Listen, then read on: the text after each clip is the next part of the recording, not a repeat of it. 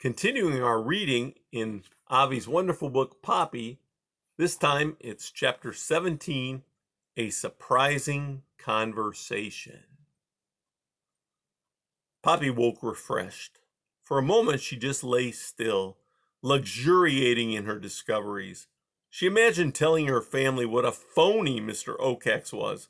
What a delicious moment. Yes, it was time to return home.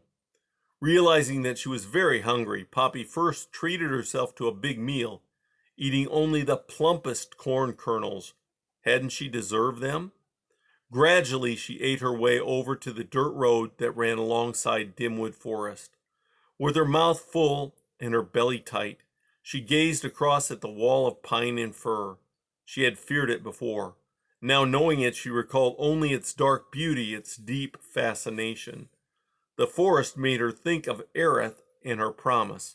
How was she going to get him the salt? She still had no idea.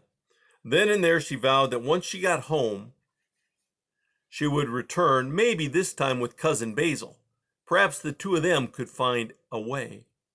Poppy thought about Mr. Okax, too. Wouldn't it be fun to tell him what she had discovered? The image of it made her grin. The liar, the bully. It was while she was thinking about him that she spied him. Mr. Okax was perched deep within the foliage on a small tree right by the edge of the forest. If it had not been for the slanting rays of the sun, Poppy might never have noticed.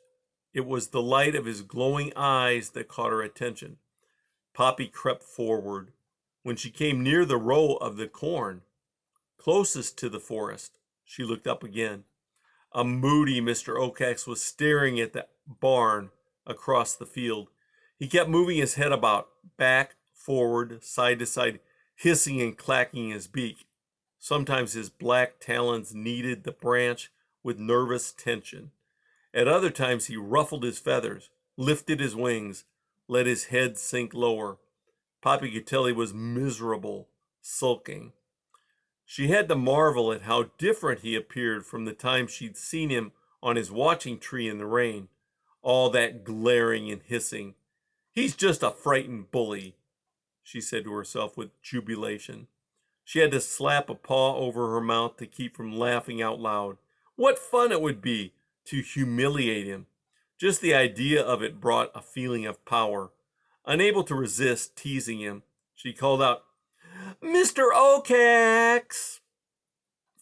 The owl, taken by surprise, looked up, down, and around. "Here!" Poppy cried. "In the corn, it's me, Poppy!" Mr. Okax hunched over and peered in her general direction. "Show yourself," he said harshly. "I'll stay where I am, thank you," Poppy returned. Wedged in as she was among the corn stalks, she felt totally secure. She knew he could not reach her there. "Mr. Okax," she called. "Is it the owl on the barn you're looking at?" "What's that to you?" he growled. "You're frightened of it, aren't you?" Poppy said. Mr. Okax opened his beak, but no sound came out. Instead, he peered into the corn. Poppy said, "It's awful to be frightened, isn't it?" "What did you say?" "I said, it's not fun being frightened, is it?" To this, Mr. Okax said nothing. "I could tell you a little something about that owl," Poppy called, feeling altogether giddy with her knowledge. "What is that something?" the owl asked. "Want to talk about it?"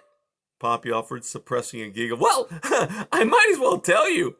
Say it to you. I'm going to tell my whole family." Mr. Okax shifted uncomfortably on his perch. "I'll talk," he said. Then he added, "But we could talk more easily if I could see you." To Poppy's ears, the owl's tone had shifted. It was not nearly so hostile as it had been. Was she only imagining that? Should she trust him? But even as she asked herself that question, she thought, oh, the look on his face when I tell him that the bird he's so frightened of is nothing but a fake. Aloud, she called, "Would you really like to talk about it with me?" "Yes, I would," replied Mr. Oakex. You seem to be a very smart mouse. Poppy blushed. No one had ever called her smart before.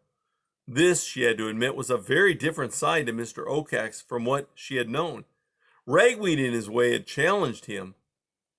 As for her father, he had been very timid in his approach. Perhaps the owl would respect someone who stood up to him politely but firmly. Do you really think that I'm smart? She inquired. I certainly do, the owl said. Yes, perhaps the two of us should sit down and talk. The two smart ones. Maybe we can work something out. Poppy felt a stirring of excitement. Here she was, Poppy, talking in a perfectly reasonable way with the great Mr. Oakex. It was she with her knowledge who had gained power. Perhaps instead of humiliating him, she could work things out reasonably so the mice could move to Newhouse. Wouldn't that be a trophy to bring home? So thinking, she moved from her hiding place a little onto the dirt road. Yes, Mr. Oakex said soothingly. Let the two of us talk things over. I should think we could find some reasonable solutions. All right, Poppy said. Boldly, she stepped further out on the road. She looked up. Mr. Oakex was gone.